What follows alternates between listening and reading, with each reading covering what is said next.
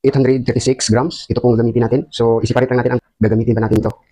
Gamitin din natin margarine, 50 grams. So, cornstarch natin para sa ating cornstarch cream, 400 grams. At ito po yung tubig ng ating, sabaw ng ating protractor. So, ilagay natin dito sa ating asukal. Tapos, ang tubig natin, 6 na cup. So, hatiin natin to. Lagyan natin dito sa asukal lang, kalahati. Tapos, ito kalahati, lagyan natin dito sa ating cornstarch para gawin natin cornstarch cream. Yan. Tapos, ito yung ating protractor, no? Ngayon, mix muna natin yung ating cornstarch. Kumulok bago natin ilulod ang iba nating sangkap.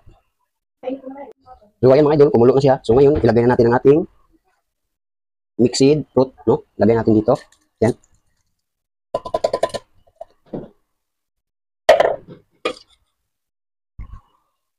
Tapos, haluin muna natin. Yan. Cornstarch cream. Yan.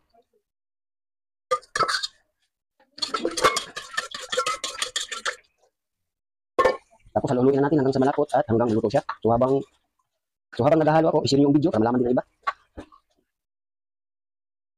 Gamit tayo ng basahan dahil mainit ang kawali natin.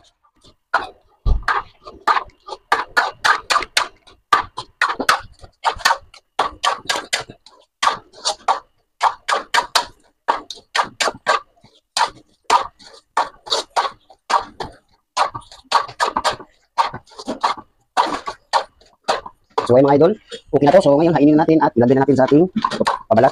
Ngayon ilagay natin sa ating pabalat. Yan. Ganyan lang. Tapos ipilan natin mga boss, no? Yan. Ganyan lang. Masarap to mga boss. Mas masarap kapag i-share yung video na to, mga boss.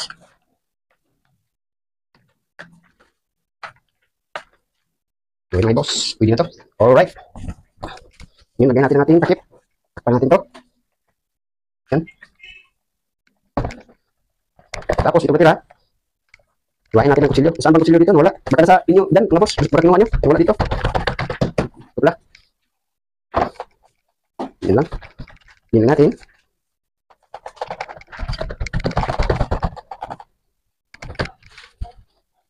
Alright. Ngayon, tusukin natin ang tinidor. Ganyan. Ayan mga boss, no? So ngayon, isa lang natin to. Right. Isa lang natin to diretso. So ayun mga idol, isa lang natin siya sa 180 Celsius ang temperature ng ating oven. So ngayon, hintayin natin itong maluto. So ayun mga idol, lumamig na siya at pwede natin itong i-slice. So i-slice natin. Kung napansin nyo, kung nakikita nyo, may marka siya dahil nakahando siya kung paano ito i-slice. So umpisa natin ang pag-i-slice. Yung lang.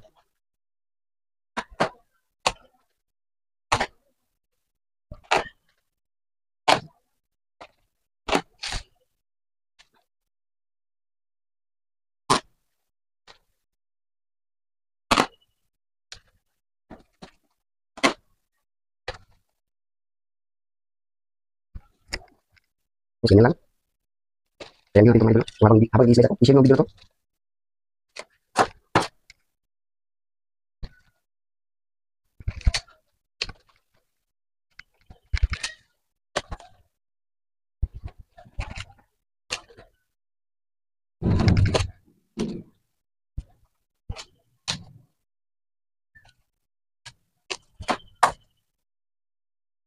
So ayun po ang kanilang laman mga boss, no? So mukhang masarap, no? Yan mga boss. So i-transfer natin ito sa display.